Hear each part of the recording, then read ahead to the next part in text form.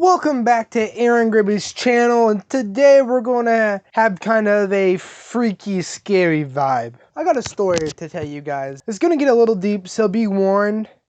It's going to touch on subject matter of maybe crooked cops, which can be, frightening for some people.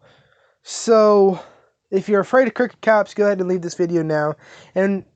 But go ahead and listen in the beginning, because I'm going to talk a little bit about me and Aaron's boxing match.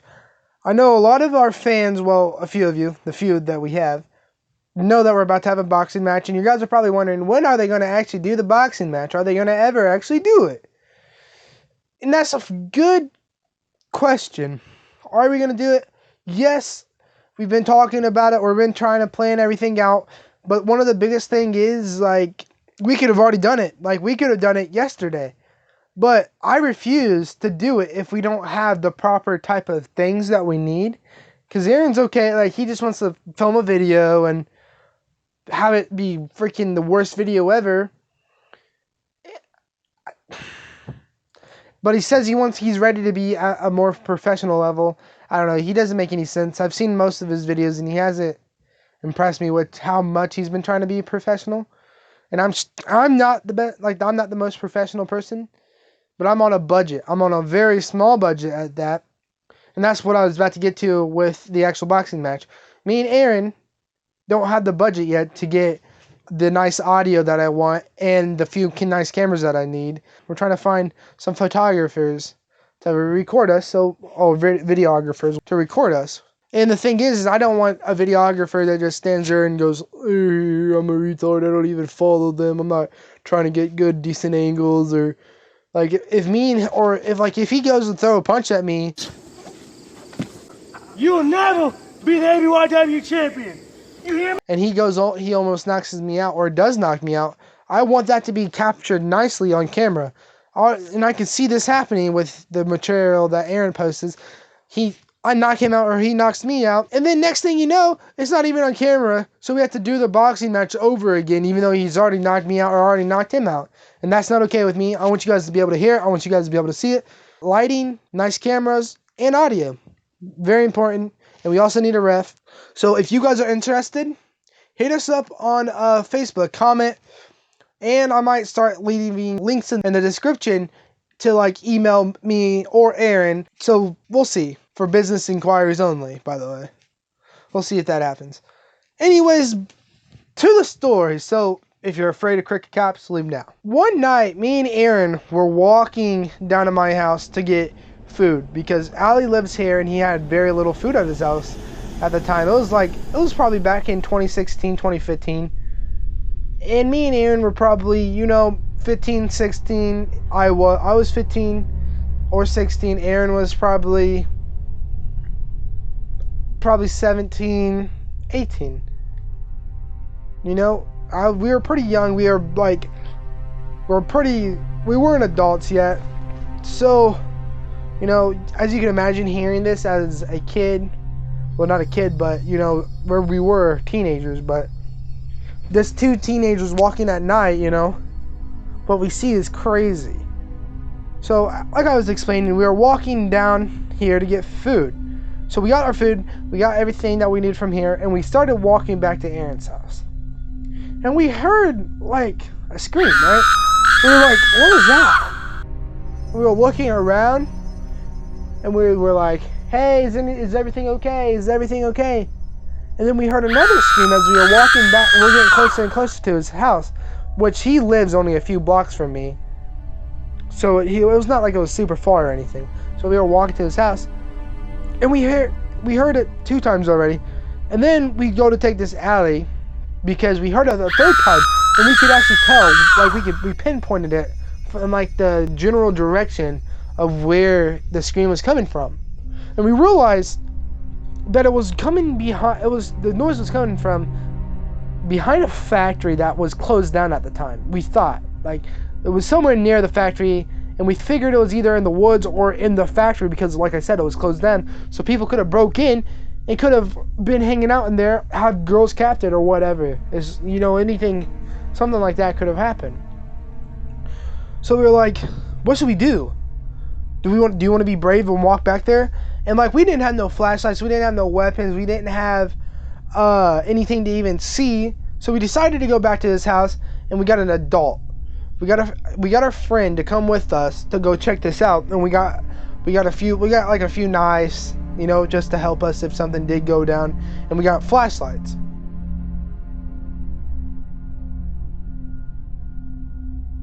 So we are walking back where we heard the noise. And we walk back there, we're checking it out, right? We're trying to find out, is there anybody back there?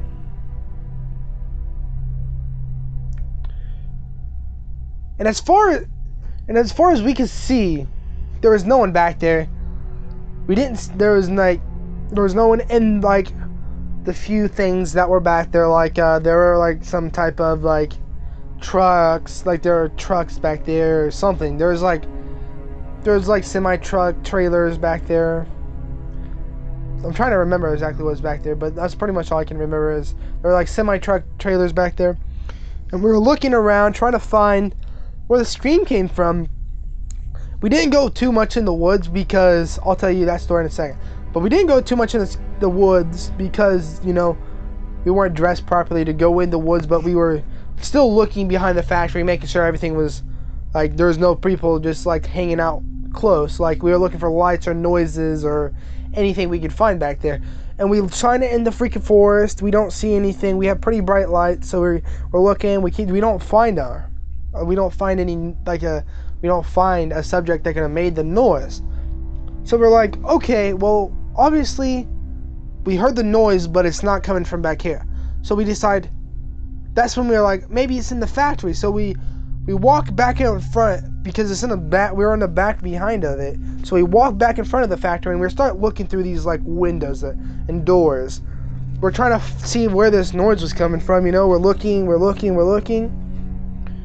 You know, it's probably been 30-40 minutes and still we didn't find nothing. We didn't hear no more screams.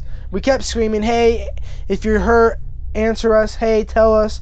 We're here to help you. We're not going to harm you. We're trying to help you. And we don't hear anything. So, like, you know, it's been 40, 45, 30 minutes. You know, and we're like, oh, well, let's just go home, you know. Let's go back to the house and do what we were planning on doing. So we start walking back to the house, and we're kind of going slow because we're still, you know, curious what the noise was. So we're walking back to the house, but we're still just making sure there's no more noises or like something crazy doesn't happen while we're trying to walk back. So we're walking pretty slow, all three of us. And next thing we know, like we don't even notice like the cops. Yeah, we don't like next thing we know, we're walking back and you see these cops. They come out of the little alley because there's a driveway back to the behind the factory. They come out of this little alley thing. They see us, and then they go as fast as possible. They skid their tires, and they just fly off. They're going like 30, like they're going 45, 50 miles per hour. It looked from where we were standing on like a 20 mile per hour road. We're like, what the hell? What just happened? Why are they doing that? Like, what were they doing back there? You know, and at this time, we were already going home, and we were, you know, like, there was two cops back there, like, two cop cars back there, and we're like, what the hell? Like, then we were discussing, hey, should we go back there? And we decided that we shouldn't go back there because we were on, I guess we're just being pansies, honestly. We had no other reason to really go back there other than, like, we had reason to go back there. We were just too scared to go back there, so we didn't. That's what happened. But, you know, my question is, why were two cops behind a factory that's closed down? It was nighttime. They didn't have no lights on or anything, because we would have probably been able to see the lights. And if they had their searchlight, like looking for a girl, we would have been able, like looking for the source of the scream. Also, we would have seen the lights in the sky, because their spotlights are like super bright. The light beams would have shined through the air. But we don't see it. We're like, oh well, fuck it. You know, we can never figure out why the cops were back there. And the freaky part is that there were two cops back there What if they were the people that made the scream happen? What if they harmed the girl or something?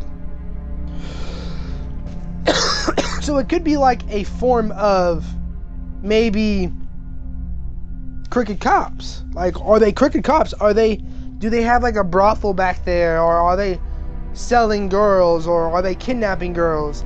And like, we looked at there's a Facebook web page for the scanner. So there was no one called in. Like, that's why they weren't back there, because they got a call that someone heard a scream in this general direction. And the reason why we didn't go in the woods very far was because 20 years before we heard this scream, like 19 something, there was this girl that got murdered that was actually related to me by marriage. I don't remember the killer's name, but if I find it out before sometime later on, I'll put it in the video so you guys can actually hear the name, and you can probably look up the article or whatever, because I'm sure there's an article on it. And it was, that's why we didn't go back there.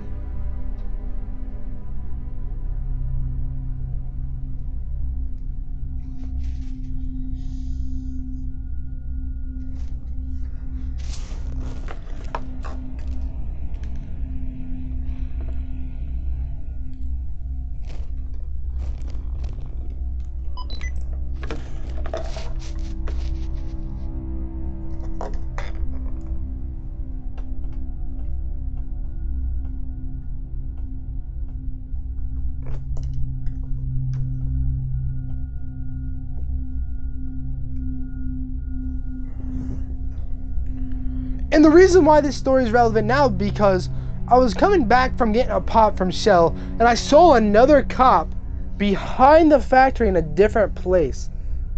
So I was kind of like, I'm just wondering what's going on over there. What are these cops doing over there?